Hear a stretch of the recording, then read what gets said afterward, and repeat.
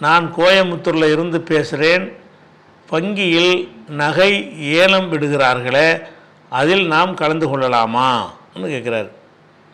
இதில் வங்கியில் ஏலம் விடுறது, வங்கி சம்பந்தப்பட்ட ஒரு விஷயத்தை அறிஞ்சிக்கிறேன்னு, ஏலம் விடலாமாங்கிற ஒரு விஷயத்தை அறிஞ்சிக்கிறணும். முதல்ல ஏலத்தை எடுத்துக்கிட்டீங்கன்னு சொன்னால், ஏலம்னா என்ன அப்படின்னு கேட்டால், இந்த ஒரு பொருள் இருக்குது, இதுக்கு ஒரு 10 ரூபா நிர்ணயித்து நான் விற்கிறது, நீங்கள் வாங்குறது, அது ஒரு வகை. ஏலம்னா என்னன்னு கேட்டால், மக்கள்கிட்ட விட்டுருது. இது நீங்கள் யார் அதிக விலை கேட்குறீங்களோ அதை உங்களுக்கு தருவேன். ஒரு பொருளை காட்டுறது, இதை நான் விற்க போகிறேன், யார் ரொம்ப விலை கேட்குறீங்களோ அவங்களுக்கு நான் தருவேன். ஒரு ஆள் 10ம்பார், 10க்கு பிறகு யாருமே கேட்கலன்னா அவருக்கே கொடுத்துருவார். அவர் 10ன்றவுடனே இன்னொருத்தர் என்ன செய்வார்னா 15ம்பார். அப்போ என்ன ஆயிரும், 15ன்னு கேட்டவருக்கு நம்ம கொடுத்தாகணும். ஒரு சின்ன டைம் கொடுப்பாங்க, ஒரு தரம் 2 தரம் 3 தரம்னு கொடுப்பாங்க. 15ன்னு சொல்லிகிட்டு இருக்கும்போதே இன்னொருத்தர் 40ங்கிறார். அப்போ 40 ரூபா கேட்டவருக்கு இதை கொடுப்போம். 40க்கு மேலே யாரும் கேட்கலன்னா அதான் ஏலம் முடிவு. 40ன்னு ஒருத்தர் சொன்னோன்னு என்ன செய்கிற, ஒருத்தர் 4000ங்கிறாரு, 4000த்துக்கு கொடுக்க வேண்டியதான். அப்போ இந்த ஏலம் என்பது என்னென்னு கேட்டால், ஒரு பொருளுடைய விலையை தீர்மானமாக சொல்லாமல் வாங்கக்கூடிய நுகர்வோருடைய பொறுப்பில் ஒப்படைத்து விட்டு நீங்களாக பார்த்து முடிவு சொல்லுங்கள். அதில் இந்த பொருளுடைய விலையெல்லாம் வகையிலே வரும், நல்ல சீலாக வச்சுருப்பான், நம்ம எடுக்கிற முடிவு தானே. பொருளுக்கு விலையை வாங்குறவனு முடிவு செய்யலாம், விற்கிறவனும் செய்யலாம். அதுக்குதா பொருளுக்கு விலை நிர்ணயிப்பது என்பது, விற்கிறவனை என்ன செய்யலாம், இது எவ்வளவுக்கு நான் விற்கிறேங்கலாம், அல்லது வாங்குறவன் என்ன செய்யலாம், இது 50 ரூபாய்க்கு பேரம் பேசுகிறதா தானே, 50 ரூபாய்க்கு தர்றியா, அது வேறும். அப்போ ரெண்டுமே மார்க்கத்தில் உள்ளதான். விற்கிறவர்களும் விலையை தீர்மானிக்கலாம், வாங்குறவர்களும் தீர்மானிக்கலாம். அப்போ ஒருத்தர் வியாபாரி என்ன செய்வார்னு கேட்டால், தனக்கு எது லாபமோ அதுதான் விரும்புவார். அதனால் யார் ஜாஸ்தி விலை கேட்குறீங்களோ தர்றேன்னு சொல்வது கூடுமான்னா கூடும். சில ஆளுக்கு கூடாதுன்னு சொல்லி ஒரு ஹதீஸ், ஏலம் விடுவதை ரசூலுல்லாஹ் தடுத்தார்கள்னு ஒரு தவறான மொழிபெயர்ப்பை அடிப்படையாக வைத்து கொண்டு ஏலமே கூடாதுங்கிற மாதிரி சில பேர் சொல்லி இருக்கிறாங்க. தப்பு. அது ஹதீஸில் ஏலம் தடுக்கப்படவே கிடையாது. ஏலம்னா என்னென்னு கேட்டால், ஏலம் 2 வகை, வாங்கிறதுக்காக கூட கேட்குறது ஒன்று. இன்னொன்று என்னென்னு கேட்டால், ஒரு பொருளை ஏலம் கொண்டு என்ன செய்வான்னு கேட்டால், இவனை சேர்ந்த ஆளுக்கள் அங்கங்கே நிப்பாட்டி வச்சுருப்பான், விளங்குதா. அவன் எடுத்தவொடனே என்ன செய்வான், 100 ரூபான்னு 100 110 ஏற்றி விடுற சும்மாச்சு. இப்போ 110 வரைக்கும் போகும்போல இருக்க அப்படிங்கிறத விலை ஏற்றுவதற்காக கேட்குறான் பாருங்க, அதுக்கு பேர் நஜிஸும்பாங்க அரபியில். அதைத்தான் ரசூலுல்லாஹ் தடுத்தாங்க, ஏலத்தை தடுக்கலை. ஏலத்தில் என்ன செய்கிறது, விலை ஏற்றி விடுறதுக்காக வேண்டி உட்காந்து என்ன செய்கிறது, அதுக்குன்னு அவனுடைய ஆளுக்கு அங்கங்கே நியமித்து வச்சுருப்பாங்க. அவன் ஏற்றி விட்டு போயிடுவான். ஏற்றி விட்டு மக்களை ஒரு குழப்பத்தில் ஆழ்த்துவது. இந்த ஏலம் சம்பந்தமாக நம்ம ஏற்கனவே கேள்வி பதிலில் சொல்லி இருக்கிறோம். அந்த வீடியோ இப்போ இணைக்கிற வேண்டாம், பார்த்துக்கிறங்க, அதில் முழு விளக்கம் கிடைக்கும். இஸ்லாத்தில் ஏலம் அனுமதிக்கப்பட்டதா, ஏலம் கேட்குதுன்னு இருக்குல்ல, இது இஸ்லாத்தில் அனுமதி இருக்கான்னு கேட்குறாங்க. ஏன் கேட்குறாங்கன்னு கேட்டால், ஒரு ஹதீஸ் வருது, நஹன் நபி புகாரில் 2142வது ஹதீஸ் வருகிறது. நஹன் நபி ஸல்லல்லாஹு அலைஹி வஸல்லம் அனின் நஜ்ஷி, ரசூல் ஸல்லல்லாஹு அலைஹி வஸல்லம் அவர்கள் நஜ்ஷி என்பதை, நஜிஸ் இல்லை ஷீன், நஜிஷ் என்பதை ரசூலுல்லாஹ் தடுத்தார்கள்னு வருது. இந்த நஜிஸ் என்பதற்கு சில மொழிபெயர்ப்பாளர்கள் ஏலம்னு அர்த்தம் செஞ்சுருக்காங்க. ஏலம் செய்விடுவதை தடுத்தார்கள் அப்படின்னு அர்த்தம் செய்து கொண்டு இந்த 2142வது ஹதீஸின் படி ஏலம் விடுவது கூடாது. ஏலம்டா என்னன்னு கேட்டால், இந்த பொருளை நான் விற்கிறது இருந்தால் 100 ரூபாய்க்கு விற்கிறேன்னு நான் சொல்லுவேன், நீங்கள் 90 ரூபாய்க்கு கேட்பீங்க, உங்களுக்கு தந்துடுவேன். அல்லது உங்கள்கிட்ட கேட்பேன், இதை எவ்வளோக்கு எடுத்துக்கிறேன்னு கேட்பேன், 90 ரூபாய்க்கு எடுத்துக்கிறேங்கிறீங்க, இல்லை ஒரு 10 ரூபா சேர்த்து கொடுங்கங்கிறேன், அது ஒரு பேச்சுவார்த்தை நடத்தி கொடுக்குறோம். இந்த விலைகளை யார் தீர்மானிப்பா, விற்கிற ஆளும் தீர்மானிப்பார், வாங்குறவனு தீர்மானிப்பார். அது 2 பேரும் ஒத்துக்கொள்வது தான் அந்த பிரச்சனை. 2 பேரும் ஒத்துக்கிட்டாங்கன்னு சொன்னால் அந்த ஒப்பந்தம் நிறைவேறும். ஆனால் ஏலம்னு என்னென்னு கேட்டால், அதில் அதிக விலைக்கு, உதாரணமாக இதை யார் அதிக விலைக்கு எடுப்பீர்களோ அவங்களுக்கு நான் தருவேன் அப்படின்னு சொல்லிட்டு 100ன்னு ஆரம்பிப்பான். ஒருத்தன் 105ன்னு கேட்பான், 105 ஒரு தரம், 105 2 தரம்மா, ஒருத்தன் 150ன்றுவான். அப்போ 105காரனுக்கு கொடுக்க மாட்டேன், 150 சொல்கிறான்னு அவனுக்கு தான் கொடுப்பேன். 150 ஒரு தரம், 150 2 தரம், 3 தரம் சொல்கிறதுக்குள்ளே என்ன செய்யணும், அடுத்த ஆள் கேட்டுருணும். கேட்கலன்னு சொன்னால் இந்த லாஸ்ட்டாக கேட்டான்ல அவன் 150க்கு அதை வாங்கிக்கிறணும். அப்போ 150 ரூபாய்க்கு நான் இதை 100 ஆரம்பிக்கிறேன், 150 ரூபா வரைக்கும் வந்துருச்சு, 150 ரூபாய்க்கு பெருமானம் உள்ளது நினச்சி ஒருத்தன் வாங்குகிறான். இதான ஏலம். இப்படி செய்வது வந்து இது கூடுமான்னு கேட்கும்போது இந்த ஹதீஸை காட்டுவாங்க. ஆனால் இந்த நஜிஸுங்கிற வார்த்தைக்கு வந்து அர்த்தம் அப்படி கிடையாது. நஜிஸ்னா என்னன்னு கேட்டால், விலையை ஏற்றி ஃபத்துஹுல் பாரியில் அந்த நஜிஸ் என்பதற்கு ஒரு விளக்கம் சொல்கிறார். நஜிஸ் என்று சொன்னால் ஹுவ மதுஹு சில்ஆத்தி பிமா லைசபிஹா, ஒரு பொருளில் இல்லாத தன்மைகள் இருப்பதாக புகழ்ந்து பேசி ஒரு ஜியாதத்து ஃபி சமனிஹா, அதன் விலையை வந்து அதிகப்படுத்துவது ஒஹுவ லாயுரிது ஷராஹா, வாங்குகிற நோக்கம் இல்லாமல் இல்லாத ஒன்றை வந்து சொல்லி என்ன செய்வது, ஏற்றி விடுவது. அதாவது இதை நான் விற்க போவேன்னா ஏலம் விடுறதுக்கு போயிடுவேன், நான் ஒரு ஆளை செட் பண்ணி வச்சுருப்பேன், அவன் வேலை என்னன்னு கேட்டால் ஏற்றி விடுறது. இது எப்படிப்பட்ட சாமான் தெரியுமா, மைசூர் மகாராஜா பயன்படுத்தினது அப்படின்னு சொல்லும் பொழுது அதுக்கு ஒரு மதிப்பு ஏறும், அது பயங்கரமானது அப்படி இப்படின்னு சொல்லி என்ன செய்கிறது. இப்போ இந்த சென்ட் அடிச்சிங்கன்னு சொன்னால் 10 நாளைக்கு அந்த நறுமணம் இருந்துக்கிட்டே இருக்கும் அப்படின்னு சொல்லி கூட குறைய என்ன செய்கிறது, பறக்கத்தை அடித்து விடுறது. ஆனால் வாங்கிறது கிடையாது. எதுக்காக வேண்டின்னு கேட்டால், இதை பார்த்துட்டு இன்னும் பலருக்கு போட்டி போடணும், பிறர் போட்டி போட வைப்பதற்காக வேண்டி இல்லாத ஒன்றை வர்ணித்து சொல்லி அதை வந்து இன்னும் பலரை வாங்க வைப்பதற்காக வேண்டி, அதிக விலையை தூண்டுவதற்காக வேண்டி விலையை ஏற்றி விடுவதற்காக கேட்குறதுக்கு பேர் ஏலம். நஜிஸுங்கிறது.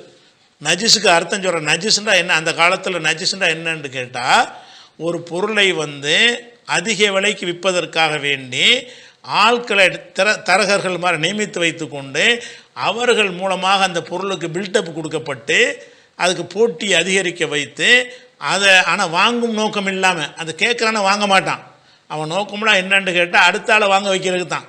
அடுத்த ஆள் 100 ரூபாய்க்கு வாங்குறவனை வந்து 300 ரூபாய்க்கு வாங்க வைக்கணுமாக இருந்தால் இவன் என்ன செய்கிறது, 290 ரூபாய்க்கு இவன் கேட்டுருவான், 10 ரூபா தானேன்னு சொல்ல 300 ரூபாய்க்கு இன்னொருத்தன் கேட்டுருவான்.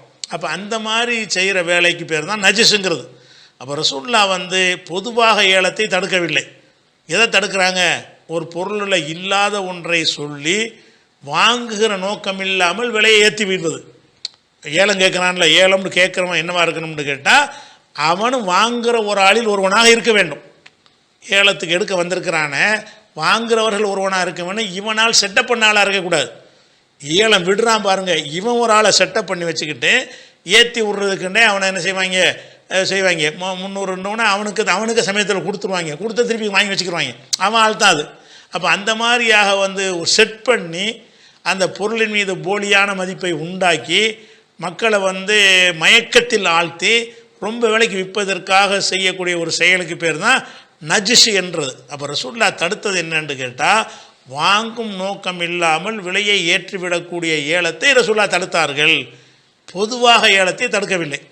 பொதுவான ஏலத்துறை சட்டம் என்னன்னு கேட்டால், இதை எப்படி நீங்கள் தடுப்பீங்க, இந்த பொருள் நான் விற்கிறேன், இதுக்கு நானும் தீர்மானிக்கலாம், ரொம்ப விலைக்கு வாங்கினா எனக்கு லாபமாக இருக்குன்னு நான் என்ன செய்வேன், இந்த எனக்கு விலை எவ்வளோன்னு தெரியலை, யார் ஜாஸ்தியாக வாங்குறதோ நான் தர்றேன்னு நான் சொல்கிறேன், இது தப்பா, இதனுடைய விலையை எனக்கு தீர்மானிக்க முடியாது.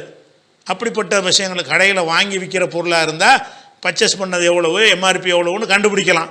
பாரம்பரியமாக ஒரு பொருள் வீட்டில் இருக்கிறது, ஒரு தேக்கு மரத்து கட்டில் இருக்கிறது, இதனுடைய மதிப்பு அவனுக்கு தெரியாது.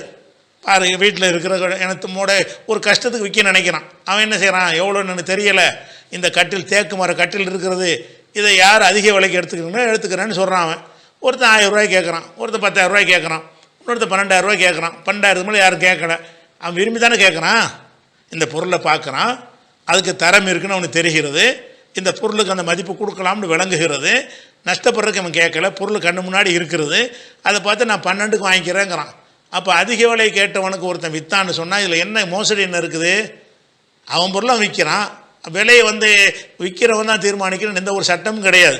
சில பொருளுக்கு தான் விற்கிறவன் தீர்மானிப்பான், சில பொருளுக்கு வந்து விற்கிறவனுக்கே தெரியாது. பாரம்பரியமான கலை பொருளாக இருக்குன்னு வைங்க, அவனுக்கு அதனுடைய மதிப்பெல்லாம் தெரியாது, ஏதோ ஒரு தேவை வந்துருச்சு, காசு இல்லை, இதை விற்று வீட்டில் உள்ள அந்த பொருளை விற்றுருவோம், பழங்காலத்து சாமான் ஒன்று இருக்கிறது அப்படின்னு கொண்டாந்து என்ன செய்வான், இதை எடுத்துக்கிறங்க, 100 ரூபாய்க்கு எடுத்துக்கங்கன்னா அதுக்கு ஒரு 1000 ரூபா கூட மதிப்பு இருக்கலாம்ல, அவனுக்கு தெரியலை. தெரியாதனால என்ன செய்கிறான்னு கேட்டால், நீங்கள் யார் ஜாஸ்தியாக கேட்குறீங்களோ அவங்களுக்கு இதை எப்படி தப்புன்னு சொல்லுவீங்க. மார்க் அடிப்படையில் யாரை ஏமாத்தினா, இவன் மோசடி பண்ணானா, இல்லை. ரசூல்லா என்ன செய்வாங்கன்னு கேட்டால் புகாரில் ஒரு ஹதீஸ் வரும், 2141வது ஹதீஸ். ஒரு அடிமை வந்து ஒரு ஆள் என்ன செய்வார், ஒரே ஒரு அடிமை தான் இருக்கான். அந்த அடிமை என்ன செய்வார்னு கேட்டால் ஏழ்மையான ஒரு ஆள் அவர் அடிமையை வந்து என் மரணத்துக்கு பிறகு விடுதலை ஆகணும்னு எழுதி வச்சு விடுவார். அப்போ வாரிசுகள் தருவன் நின்றுவாங்கன்னு வந்து ரசூல்லா கூப்பிட்டு என்ன செய்வாங்க, ஏன் அப்படி செய்கிற, ஒன்ட்டே காசு இல்லாமல் இருக்குது, எதுக்கு அவனை அடிமையை விடுதலை செய்கிற, அதை விற்று அந்த காசை என்ன செய்ய சொந்த பந்தங்களுக்கு கொடுக்கலாமேன்னு சொல்லிட்டு அந்த அடிமையை கொண்டு வர சொல்லி ரசூல்லா என்ன செய்வாங்கன்னா மக்கள் மத்தியில் அறிவிப்பாங்க, இந்த அடிமையை என்னிடம் விலைக்கு வாங்கி கொள்வோர், விலையை ரசூல்லா சொல்ல மாட்டாங்க, இந்த அடிமையை மை எஸ்தரி மின்னி, இதை என்னிடத்தில் இவரிடம் இந்த அடிமையை என்ற வாங்கி கொள்வோர் யார் என்று ரசூல்லா கேட்பாங்க. ஒரு ஆள் என்ன செய்வார்னு கேட்டால் நான் இவ்வளோக்கு வாங்கிக்கிறேன்னு அவர் விலையை சொல்லுவார், ரசூல்லா அவர்கிட்ட கொடுத்துருவாங்க. அப்படிங்கிற ஒரு செய்தி புகாரில் 2141வது ஹதீஸில் இருக்குது. இந்த இடத்துல ரசூல்லா விலையை தீர்மானிக்கலை, வாங்குறவர் தான் தீர்மானிக்கிறார். வாங்குறவர் தீர்மானிக்கிறதுக்கு பேர் தானே ஏலம்ங்கிறது. அதனால் விலையை வந்து விற்கிறவரே விலையை சொல்லணும்னு அவசியம் கிடையாது, விற்கிறவரும் சொல்லலாம். சில பொருளுக்கு தான் சொல்லுவாங்க, எது பஜாரில் விற்பனையாக இருக்கிறதோ அந்த மாதிரி பொருள்கள் சொல்லுவாங்க. எது பாரம்பரிய சொத்துக்களாக வருகிறதோ அதுக்கெல்லாம் விற்கிறவருக்கு என்ன செய்யாது, பெரும்பாலும் விலை தெரியாது. அது கலைப்பொருளுக்கெல்லாம் அதுக்கு தகுந்த மாதிரி மதிப்பு பயங்கரமாக ஏறி போயிடும். அப்படிலாம் கிடைக்கக்கூடிய ஒரு விஷயத்தை நம்ம எது கம்மியாக கொடுக்கணும்னு நினச்சி என்ன செய்வார், ஏலம் போடுவார். அப்போ ஏலம்ங்கிறதுல எந்த ஏலம் தடுக்கப்படுதுன்னா நஜிஷி என்ற ஒரு வகை ஏலம். நஜிஷி என்று சொன்னால் வாங்குகிற நோக்கம் இல்லாமல் ஒருவனை செட்டப் பண்ணி அவன் அந்த பொருளுக்கு வந்து இல்லாத ஒன்றெல்லாம் இருப்பதாக புகழ்ந்து பேசி அவன் விலையை ஏற்றி விட்டு அதை பார்த்து இன்னும் பல பேரை ஏற்றி விட்டு அதை விற்கிறதுக்காக செய்கிறதுக்கு பேர் தான் நஜிஸுங்கிறது. இது வந்து சிந்தனையை மழுங்கடிக்க செய்யக்கூடிய ஒரு மோசடி இருக்கிறது. அதுக்கு தான் தடுத்தாங்களே தவிர ஏலமே தடுக்கப்பட்டது கிடையாது. அதை நினைக்கணும். இப்போ ஏலத்தினுடைய சட்டம் முடிஞ்சிருச்சு. இப்போ வந்து பேங்கில் விட்றானுங்கும் போது எதுக்கு அதை கேட்குறாங்கன்னு கேட்டால் அது வந்து அவங்க காசு இல்லை தானே. வங்கியில் நகை ஏலம் விடுற நகை அவங்க வீட்டு நகையா, ஏன் வீட்டு நகை உங்கள் வீட்டு நகையாக இருக்கும். அது ஏன் நகை மட்டும் ஏலம் விட மாட்டான், வீடு பங்களா காரு எதை வேணாலும் ஏலம் விடுவான்.